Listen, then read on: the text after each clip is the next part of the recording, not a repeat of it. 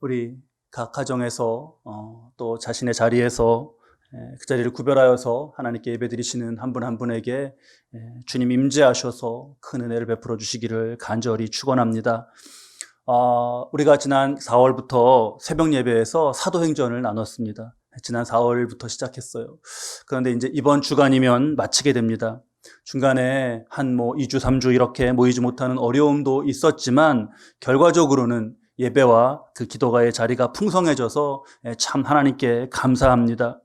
오늘 우리 함께 사도행전 마지막 28장의 말씀과 마가복음 말씀을 통하여서 하나님의 일하심에 대해서 깊이 깨닫고자 하는데, 하나님께서 친히 말씀하시는 그런 깨달음, 그런 말씀과 깨달음이 우리에게 임하길 바랍니다. 로마서 28장 16절 말씀을 보면 우리가 로마에 들어가니 이렇게 시작합니다. 드디어 바울이 그 일행과 함께 로마에 들어갑니다. 여기까지의 여정은 참 표현하기 힘들 정도로 그런 험난한 대장정이었습니다. 간단하게 정리하면 주님이 다메섹으로 가는 다메섹의 그리스도인들을 핍박하러 가는 사도 바울을, 살기등등한 바울을 정말 가릴 수 없는 빛으로 나타나셔서 그를 부르셨습니다. 그리고는 이방의 사도로 세우셨죠. 이후에 바울은 3차에 걸쳐서 소아시아와 유럽을 정말 누비면서 복음을 전합니다. 그러던 중에 주님께서는 로마 제국의 심장인 로마에서도 복음을 전해야 할 것이다 라는 결정적인 비전을 그에게 심어주셨습니다. 바울이 수많은 고초를 겪습니다. 폭력, 고소, 무슨 소송들, 목숨을 잃을 뻔한 그런 것만 해도 한두 번이 아닙니다. 하지만 성령님이 충만히 그에게 임재하시자 바울은 그런 일들로 낙심치 않고 오히려 담대하고 감사하며 기쁘게 그 일을 감당했습니다. 그러던 중에 이제 로마 황제 가이사에게 항소하게 되었고 미결수 신분으로 로마에 가게 됩니다. 마지막 로마에 갈 때까지 배를 타고 가면서 풍랑에 정말 휩쓸리고 물건, 배, 기구들, 심지어 먹을 양식까지 다 바다에 내버려야 하는 그러한 위기를 만났습니다. 마지막에는 배까지 다 부서져 버렸죠. 온갖 그런 고초를 다 겪은 후에 지금 로마에 들어서는 것입니다. 그러니까 우리가 이 16절 말씀을 정말 감격 가운데 읽게 되는 거죠. 아마 사도 바울 이루 말할 수 없는 감격 가운데 로마에 들어섰을 것입니다. 그곳에서 사도 바울은 일종의 가택연금 상태에서 재판을 기다립니다. 그런데 재판을 기다리면서 막연하게 그냥 기다리는 가운데 보내는 것이 아니라 거기서도 사람들에게 하나님의 나라를 전파하고 있어요. 그 중에 오늘 로마에 사는 유대인 중에 높은 사람들을 만나는 그런 장면이 나옵니다. 사도 바울이 그들에게 간략하게 전하는 상황 설명을 한번 우리 말씀 보시죠. 18절 말씀입니다. 로마인은 나를 신문하여 죽일 죄목이 없으므로 석방하려 하였으나 유대인들이 반대하기로 내가 마지못하여 가이사에게 상소함이요 내 민족을 고발하려는 것이 아니니라 했습니다. 자, 사도 바울이 로마 사법체계상에서 천부장에게 조사를 받고 총독 벨릭스에게 또 조사와 재판을 받고 이후에 새로 부임한 베스도에게 조사와 재판을 받고 3번이나 조사를 받았고 재판을 받았습니다. 그래서 공식 사법 판결은 무엇이냐? 죄가 없다라는 거예요. 로마인은 나를 신문하여 죽일 죄목이 없으므로 석방하려 하였으나 무죄니까 석방을 하려고 했던 겁니다. 세상에 이제까지의 어떠한 사법체계 속에서도 다 이렇게 돼요. 죄가 없으면 석방입니다. 그러면 다음은 석방인데 석방이 되지가 않는 거예요, 상황이. 유대인들이 반대하고 계속 위협하고 심지어 그를 암살하려고 하는 그런 계획까지 세웠습니다. 그러니까 바울이 석방해서 이제 나가야 되는데 나가지 못해요. 그래서 어떻게 하나요? 그 상황 가운데 어떻게 하나요? 19절 말씀이 이어지죠. 유대인들이 반대하기로 내가 마지못하여 가이사에게 상소하며, 우리가 가이사에게 상소했다는 것을 그 말씀의 이야기를 잘 압니다. 그런데 그 앞에 무슨 말씀이 있냐 하면 마지못하여가 있어요. 마지못하여. 이 마지못하여가 굉장히 중요한 말씀입니다. 제가 참 영광스럽게도 받은 칭찬이 있는데, 미국에서 목회할 때 교회가 장년 성도님들이 또 청년들이 이렇게 부흥을 했습니다. 특히 청년들이 그때 자신들의 장년들은 다 차를 타고 교회를 오셨고 청년들은 차가 없는데 멀리서 버스를 타고 그렇게 왔어요. 정말 그렇게 청년들 부응하는 것과 그렇게 신앙생활하는 걸 보면서 정말 주님 앞에 감사했습니다. 청년들이 많아지니까 교회가 주일날 되게 시끌벅적합니다. 시끌벅적. 별 얘기도 아닌데 막 웃고 여기저기가 아주 그냥 막 시끌벅적해요. 그런데 인간적으로 힘이 빠지는 그런 주일이 있습니다. 그게 언제냐 하면 학기가 끝나고 방학을 해요, 애들이. 방학을 하고 그러면 방학을 하자마자 그 한 주간 사이에 다 한국으로 애들이 돌아갑니다. 유학생 애들이. 그렇게 방학하고 맞은 첫 주일. 그때요. 찬양팀이 앞에 예배 전에 청년 애들로 구성된 찬양팀이 찬양을 인도했는데 찬양팀 서는 것도 없어지고 잠시 쉬고 또 성가대도 거의 반으로 줄고 회중석도 그렇게 반으로 줄어요. 그러니까 힘이 빠지는 거죠. 근데 청년들이 기특하게도 자신들이 그렇게 방학해서 한국에 가고 나면 남겨진 우리 교우들이 참 그것 때문에 한두 주 마음 가운데 허전함이 있다라는 거를 알고 뭐 이렇게 편지도 남겨놓고 그때 이렇게 쪽지도 막 이렇게 이제 주고 하면서 그래요. 그때 어느 청년이 제가 이런 인사를 남겨놓고 방학 맞아서 떠났었는데 인사가 이렇습니다. 권 목사님 설교처럼 제게 인사이트풀하고 모티베이트한 설교가 없었습니다. 이렇게 남겼어요. 자신이 힘든 생활 가운데 유학 생활 가운데 정말 많은 영감을 얻고 인사이트풀 했다는 거 영감을 얻었다는 거죠. 모티베이트 했다는 거 동기부여가 굉장히 되었다는 겁니다. 그런 설교가 없었다고 인사를 남겼어요. 제가 지금도 아주 많이 부족합니다. 그때는 더 지금 부족했을 텐데 10여 년 전이니까요. 더 부족했을 텐데 정말 그 이야기 듣고 그날 이렇게 허전하고 그런 게 아니라 너무 그 인사의 마음이 좋았습니다. 이 말씀 이렇게 드리면서도 제가 좀 부끄러운데 부끄러움에도 그렇게 해도 이걸 참고 이 말씀을 드리는 이유가 있습니다. 이게 그 청년의 표현이 너무나 정말 귀하고 좋은 것이었는데 그거는 제가 받을 칭찬은 아니었습니다. 하나님의 말씀 자체가 우리에게 인사이트, 영감을 주고요. 그리고 모티베이션, 강한 동기를 부여하는 거예요. 이게 굉장히 중요합니다. 하나님이 말씀하시면 하나님의 말씀으로 주시는 영감 그리고 동기부여 이거는 하나님이 우리를 만나주시는 방식이에요. 하나님과의 만남입니다. 그래서 우리 인간의 성공과 실패 정말 영원한 운명까지는 다 여기에 달려있는 거예요. 이 하나님과의 만남에. 오늘 말씀 가운데 본 마지 못하여 이 어쩌면 짧게 그냥 스토리 이해하는 것처럼 읽으면서 지나칠 수 있는 그런 마지 못하여라는 말씀에는요 굉장히 중요한 영감과 동기부여가 담겨 있습니다.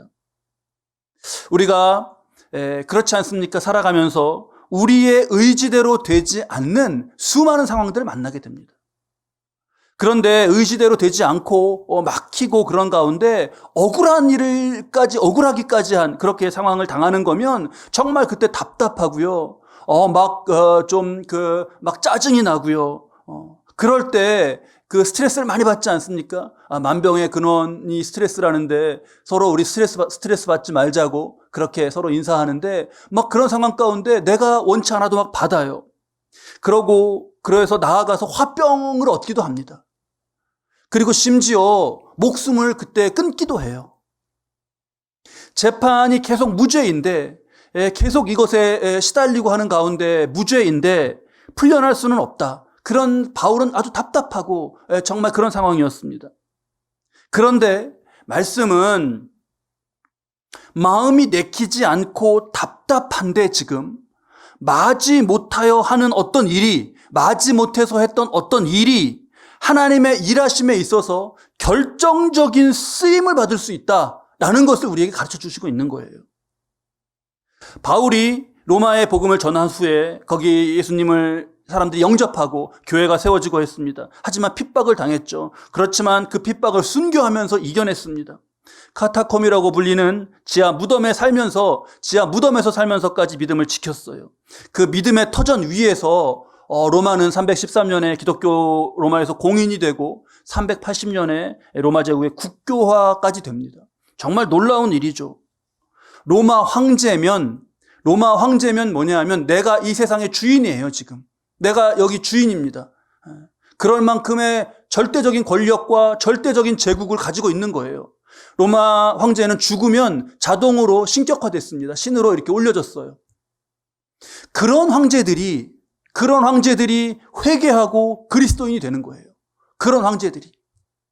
이 놀라운 하나님의 역사하심을 우리가 생각할 때 그 전에 지금 16절 말씀에서 사도 바울이 로마로 들어서고 있는 것은 정말 이후의 역사를 생각할 때 감동적으로 묵상하게 되는 그런 말씀입니다. 그런데 이 들어서는 이 걸음이 이전에 마지못하여 시작된 어떤 일로서 이루어졌다는 것. 이것으로 우리가 더 정말 깊은 차원의 하나님의 일하심에 대해서 영감을 여기서 얻게 되는 것이죠.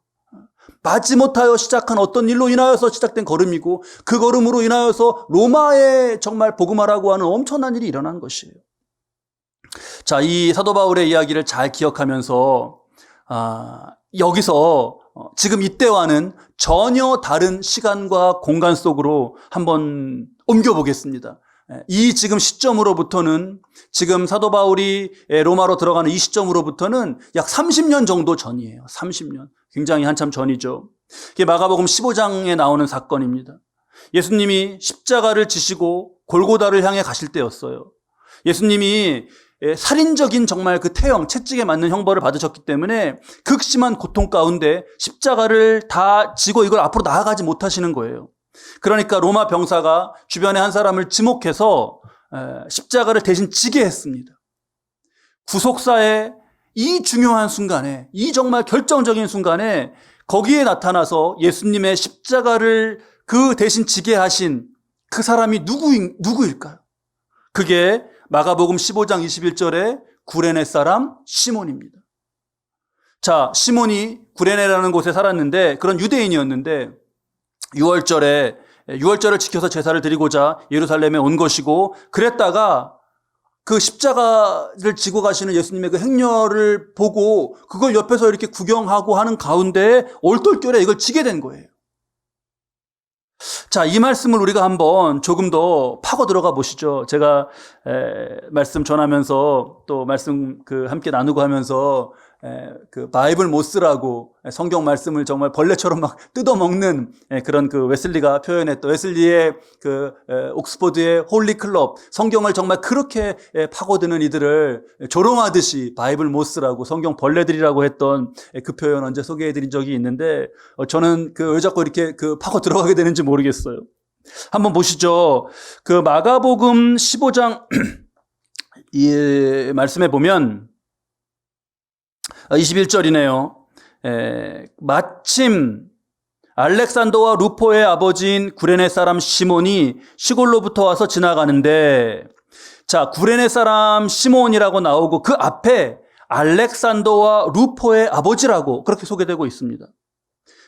여기가 좀 이상해요. 왜냐하면 유대는 이름을 지을 때 성이 없습니다. 그냥 이름만 있어요. 이름만 있으니까 동명이인을 부를 때 굉장히 혼란스러운 거예요. 게다가 선조들 중에서 믿음의 선조들로만 이름을 막 이렇게 계속 따서 지었기 때문에 특정 이름으로 몰리는 경향이 있었습니다. 그러니까 다 야곱이고 요한이고 요셉이고 다 그런 거예요. 그러니까 요셉 이렇게 부르면 저작거리에서 부르면 몇 명이 돌아봐요. 어느 요셉을 말하는 건지 모릅니다. 그래서 어떻게 했냐 하면 우리처럼 성이 없으니까 누구의 아들 요셉 이렇게 하는 거예요. 세베대의 아들 야고보 이렇게. 알페오의 아들 야고보, 세베대의 아들 야고보. 어느 야고보를 말하는 거야? 이렇게 되는 거죠. 또는 지역 이름을 붙였습니다. 나사렛 예수. 예수라는 이름이 당시에 굉장히 많은 이름이었어요. 여호수아에서 이렇게 온 이름이기 때문에 굉장히 많았습니다. 그러니까 지금 구레네 사람 시몬 이게 그런 식으로 붙은 거죠. 그런데 그 앞에 더 구별해 주는 것을 붙였어요. 그 앞에 그러면 세베대의 아들 야고보, 알페오의 아들 야고보 이렇게 유대 사회에서는 누구의 아들로 불렀었단 말이에요, 그를. 그런데 여기 지금 말씀은 이상해요. 위에 아버지로 설명한 게 아니라 알렉산더와 루포의 아버지, 그러니까 아들로 아버지를 설명한 거예요. 그러니까 이게 좀 이상한 겁니다. 성경에서 굉장히 이례적인 그런 상황이에요. 이게 왜 이렇게 된 걸까요? 왜 누구의 아들 구레네 사람 시몬이 아니라 알렉산더와 루포의 아버지로 이렇게 소개를 했을까요? 이런 거죠. 여러분 혹시 박성종이라는 분 아셔요? 박성종? 박성종. 혹시 우리 교회 언제 왔다 가셨던 분인가 그렇게 떠올리실 수 있죠. 박성종. 그게 누군가? 근데요, 박성종이란 분이 누구냐 하면 박지성 선수의 아버지예요. 우리도 지금 누구의 아버지 했을 때 박지성이 워낙 유명하니까 그냥 딱 들으면 바로 그 박성종 그분을 이해하게 됩니다. 그런 거랑 똑같아요. 아들의 이름으로 아버지가 설명이 되는 거예요. 마가는 그러니까 이렇게 말하는 거예요, 지금. 그때 예수님의 십자가를 그때 잠시 대신 지신 분이 있는데 그분이 누구냐 하면 그분이 알렉산더하고 루포의 아버지야. 이렇게 설명을 하고 있는 거죠. 알렉산더와 루포는 당시에 교회에서, 초대교회에서 널리 알려진 그런 인물이었던 겁니다. 근데 루포가 누구예요, 여러분? 루포가? 우리는 잘 모르지 않습니까? 복음서에는 언급되지 않아요, 이 루포가. 그런데 우리는 이 이름을 로마서에서 만납니다. 로마서에서. 바울이 로마에 들어가기 한참 전에 로마서를 써서 로마로 보냈죠. 로마서 마지막 그 16장에 로마 교회의 지도자들, 헌신자들의 이름을 꼽으면서 감사 인사를 해요. 거기에 16장에 총 26명이나 그 이름이 나옵니다. 그 중에 16장 13절에 루포가 나와요.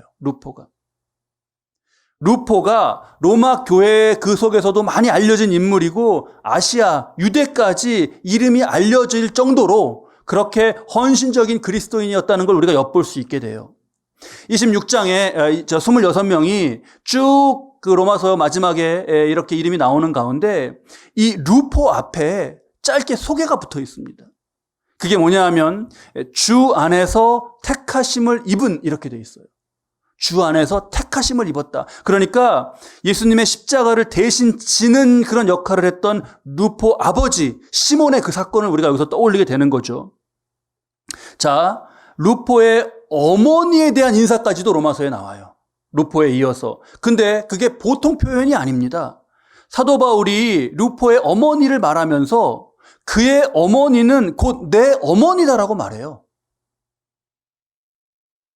어머니는 누구나에게 굉장히 특별한 존재이고 다른 어떤 여인을 내 어머니다 이렇게 말할 수 있는 거는 그건 쉽지 않지 않습니까? 사도 바울은 인류 역사에서 굉장히 중요한 인물이에요. 언제 제가 토인비의 그 표현, 한 문장으로 그를 표현한 거 소개해 드렸죠. 1세기에 바울을 싣고 지중해를 건넌 배는 서구 2000년 역사를 싣고 건넌 것이다 라고 그럴 정도의 정말 어마어마한 평가를 받는데, 그런데 바울이 이상하게도 그 가족에 대한 언급을, 가족에 대한 사실을 우리가 아는 게 거의 없습니다. 하나, 사도행전에 그 생질이 조카가 잠깐 등장하는 것, 조카가 있었구나, 이것만 알아요. 그 외에 아무것도 모릅니다. 바울 스스로가 언급을 하지 않아요. 그런데 지금 루포의 어머니를 내 어머니라고 그렇게 표현한 거는 정말 큰 사랑과 존경을 표현한 거죠. 자, 이런 겁니다, 지금. 구레네 사람 시몬이 유월절에 맞춰서 아들들과 함께 예루살렘에 갔다가 십자가를 정말 얼떨결에 지게 돼요. 시몬의 지금 이 가족은 유대교인, 유월절을 지키는 유대교인이었지 그리스도인들이 아닌 거예요. 그런데 그 십자가를 대신 잠깐 진 그 사건으로 바뀝니다. 내가 지금 이거 십자가를 지고 가는데 이가 누구인가? 예수가 누구인가? 이 정말 끈적끈적한 피가 묻은 이 피를 흘리고 죽어가는 이가 누구인가?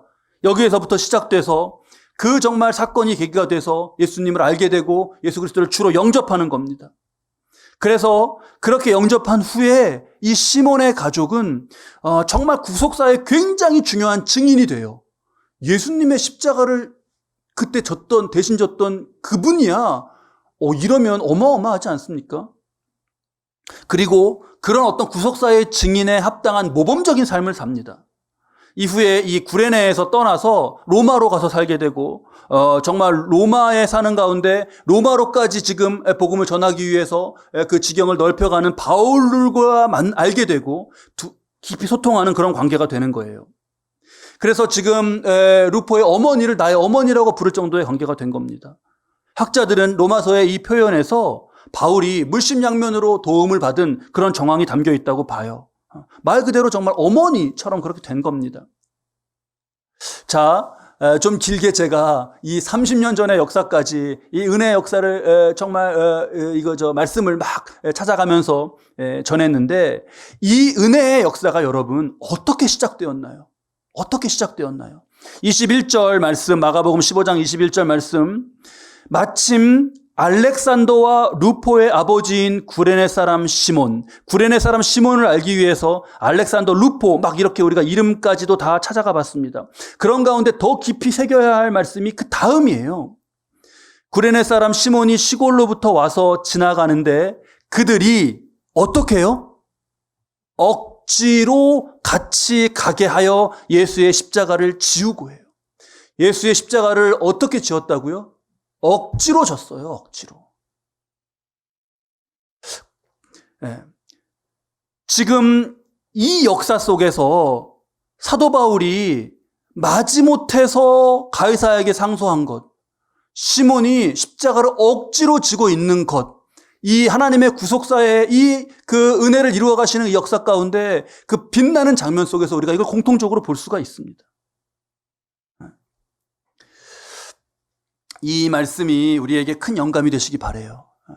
우리의 삶도, 우리의 삶 가운데에서 정말 그러한 순간들, 이 시몬의 이 그때의 한순간, 사도 바울에게 그때 한순간은 그냥 동일한 10분, 이런 20분 그런 가치가 아니에요. 이후에 10년, 20년, 아니 모든 인생의 정말 그 무게가 만큼이 거기에 담겨 있는 그런 결정적인 시간입니다. 마지못해 억지로였어요, 그것이. 자, 우리가 하나님의 구속사를 잘 깨닫는 이 영감을 새기면서 동기부여를 3가지로 정리하겠습니다. 첫 번째. 그러니까 마음 내키는 대로 살지 말자가 돼야 돼요. 마음 내키는 대로 살지 말자. 마지못해 억지로에 두신 하나님의 섭리를 우리가 안다면 우리는 마음이 내키지 않는다는 것이 어떤 결정의 유일한 근거가 되게 해서는 안 됩니다. 마음은 아무것도 아니다. 마음을 무시해라. 그게 아니에요. 마음은 너무나 소중한 것이죠. 그런데 그런 마음에 따른 결정이 우리에게 해가 되고 우리의 삶을 망칠 수 있다는 걸 우리가 조심해야 돼요. 저는 이걸 떠올렸어요. 우리 운동하시고 그러는 분들 아마 많이 느끼실 거예요. 운동을요, 이렇게 걷고 또 자기 나름대로 하는 게 있죠. 걷는 것이 있고 뭐가 다 있는데 운동을 하고 나면 몸이 정말 개운하고 기분이 좋습니다. 그렇잖아요. 근데 하기 전에는 오늘은 좀 귀찮다. 좀 하지 말까? 그런 고민을 하잖아요. 저만 좀 그런 줄 알았어요. 저만. 그런데 어느 날 TV를 보는데 주변에서 다 저 사람은 정말 운동 중독이야 라고 부르고 그렇게 운동하는 걸 좋아하는 어떤 그 유명인이 그런 얘기를 하더라고요. 자기가 그렇게 운동을 하는데 운동 가기 전에 오늘은 좀 가지 말까? 쉴까? 그렇게 고민을 안 해본 적이 거의 없다는 거예요. 그래서 그렇구나. 그런 말이 되게 위로가 됐습니다. 이 마음이요, 게을러지기 시작하면 한이 없습니다. 한이 없어요.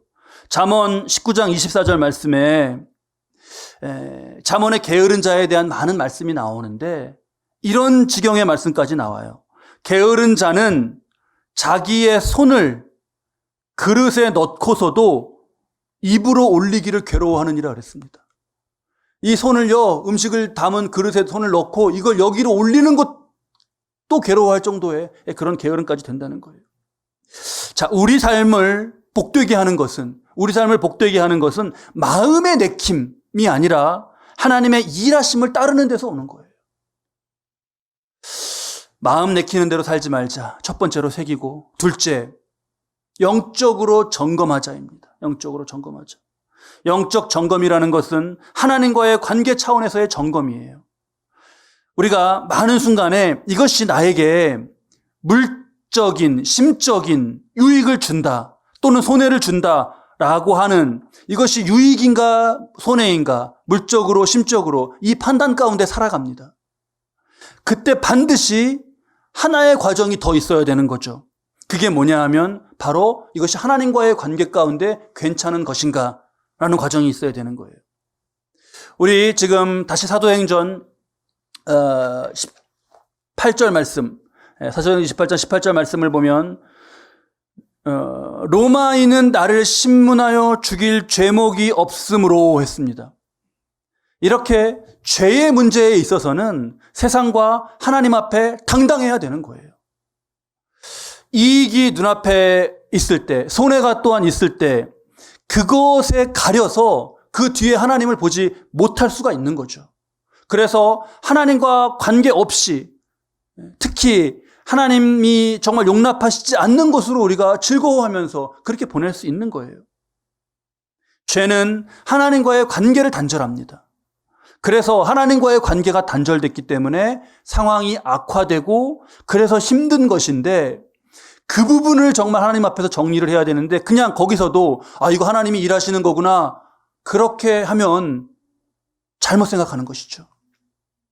자, 우리 죄 없는 의인이 되자 우리는 의인이 되어야 된다 이걸 말하는 것이 아닙니다. 그럴 수 없는 그렇게 원함이 있지만 그렇게 되지 않는 우리의 부족함과 허물과 죄성 이런 걸 우리가 저 자신이 너무 잘 알아요. 그러니까 우리는 주님의 죄사함의 보혈 그 은혜에 철저히 의지하며 책망받을 것이 없는 삶을 살고자 힘쓰자는 거예요. 자, 그러한 삶 정말 믿음으로 살고 하나님 앞에서 정말 바르게 행하고자 하는 것인데 그런데 답답하고 억울하게 주어지는 상황이라면 그때 잘 보아야 하는 겁니다. 그때 우리 인생에서 하나님이 개입하시는구나 이거 하나님이 기적같이 이 일을 이루시는구나 라고 느끼는 순간이라면 굉장히 그때 중요한 순간이죠. 그런데 마지못해 억지로의 순간은 어쩌면 그거보다 더 중요합니다. 왜냐하면 하나님이 개입하시는구나 이렇게 누구나 알 수 있는 순간은요 본능적으로 그걸 중요하게 여기게 돼요. 그런데 마지못해 억지로의 때는 간과하기 쉽고요. 불평하기 쉽고 낙심, 스트레스, 화내고 무기력하게 되고 그 기회를 걷어차버리기가 쉽습니다. 그러면 복의 동기로, 복의 모티베이션으로 주신 것을 내가 화의 동기로 잘못 사용하는 그런 어리석은 모습이 되는 거죠. 지금 우리가 살아가는 오늘날의 시대 정서는요, 내키지 않는 것을 하는 것에 대한 거부감이 굉장히 큽니다. 주관적 감정 차원에서 이게 좋다, 이게 싫다, 이렇게 판단하는 것을 긍정하고 이렇게 높이는 시기가 이전에 있었나 싶을 정도예요. 뭐 어떤 것, 좋은 것이라고 다 그래도 내가 그냥 싫어 이렇게 한다고 할 때 그 감정, 그거를요 가장 그냥 결정의 우선순위로 그것이 중요하다고 그렇게 꼽아요. 자, 그런 것도 존중하지만 거기에 휩쓸려서 하나님의 일하심에 대한 영적인 감각을 잃어서는 안 되는 겁니다. 이거를 좋고 싫음에 따라서 움직이고 결정하다가 하나님께서 억지로라도 정말 있게 하신 그런 상황을 쉽게 무시해버릴 수가 있는 거죠. 네, 그래서 두 번째는 하나님 앞에서 이걸 영적으로 점검하자는 것입니다. 셋째, 마지막으로 이것이 중요한 우리 삶의 동기가 되기 바랍니다. 적극적일 때 적극적이신 하나님을 기억해야 돼요. 적극적일 때 적극적이신 하나님. 하나님은요, 우리가 낙심해 있고 바닥에 쓰러져 있고 적극적일 수 없을 때 그때 함께 하시고 그것을 치유하시고 그것을 회복하셔요. 그런 분이에요, 하나님. 또한 적극적일 때 적극적으로 역사하시는 분이라는 것도 우리가 잘 알아야 합니다. 마지못해 억지로 이렇게 이 표현 가운데 지금 여기에 담긴 섭리라고 하니까 그냥 나는 소극적이고 나는 가만히 있는데 하나님이 나를 그냥 억지로 끌고 복되게 하시는 것으로 오해해서는 안 되는 거죠. 자, 구레네 사람 시몬이 유월절 절기를 지키기 위해서 예루살렘에 지금 오지 않았습니까? 그런 신앙이었어요. 그런데 여러분, 구레네가 어디입니까? 구레네 사람 시몬이라고 했는데 구레네가 어디예요? 구레네는요, 지금 예루살렘, 유월절을 지키기 위해서 온 예루살렘에서 남쪽으로 내려가서 그 유대 광야가 나와요. 거기 지나서 더 내려가요. 그 시내 광야가 나와요. 거기서 서쪽으로 방향을 틀어서 한참 가면 이집트가 나옵니다. 이집트 나오면 애굽이 나오면 아프리카까지 간 거예요. 거기에서 서쪽으로 더 한참을 가면 지금 현재 리비아가 나옵니다. 리비아. 그 리비아의 현재 수도인 트리폴리, 거기가 구레네예요. 그러면 예루살렘에서 2000km 이상이 떨어진 곳이에요. 그 먼 길을 가족과 유월절을 지키려고 온 거예요. 절기 때 너는 여호와 하나님, 이스라엘의 하나님 앞에 너를 보일지라 라신 말씀, 그 말씀에 적극적으로 순종을 한 겁니다. 그때 그 순종 가운데 영원히 유월절 어린 양이 되시는 예수님을 만나게 된 거예요. 그 보혈이 묻은 십자가를 그래서 치게 된 겁니다. 그 어린 양의 피를 문 임방과 문설주에 바르라고 하신 말씀이 있는데 그게 아니라요, 자신의 몸에 그 보혈을 정말 바른 그런 은혜를 입었습니다. 2000km. 바울은 어떻습니까?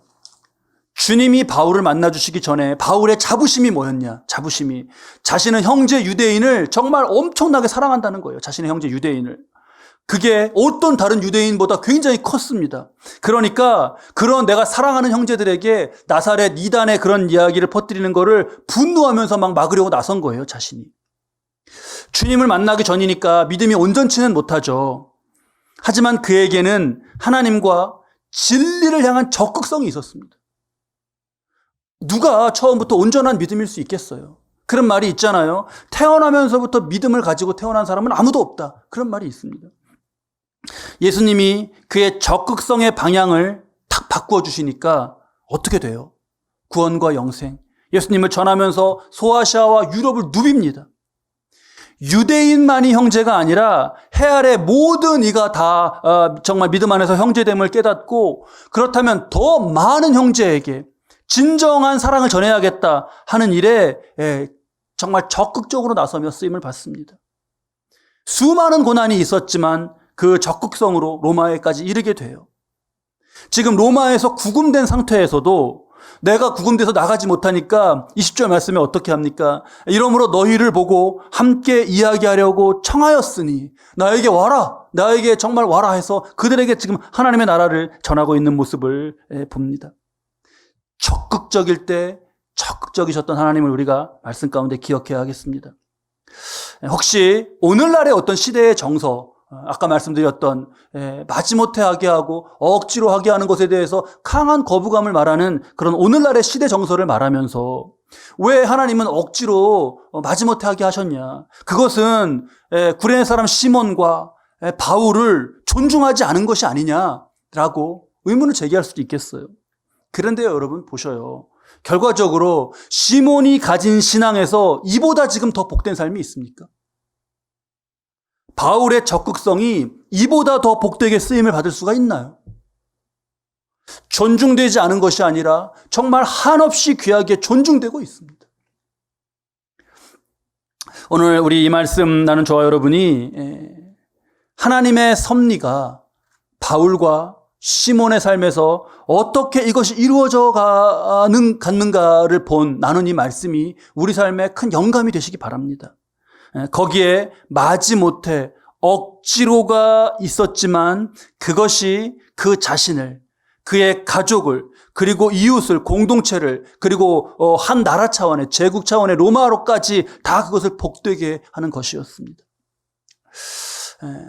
오늘 우리에게 주신 말씀, 나의 삶의 자리에서 중요한 동기부여로서 새깁니다. 첫 번째가 뭐였죠? 마음 내키는 대로 살고 결정하지 말자. 두 번째, 영적으로 점검하자. 세 번째, 적극적일 때 적극적이신 하나님을 기억하자. 이 말씀과 이 말씀에 주시는 영감, 그리고 동기부여에 따라 살아가시는 저와 여러분의 인생, 하나님께서 귀하게 쓰시고 이제도 이루어 가시는 하나님의 은혜의 역사 속에서 존귀하게 세워주시기를 주님의 이름으로 축원합니다.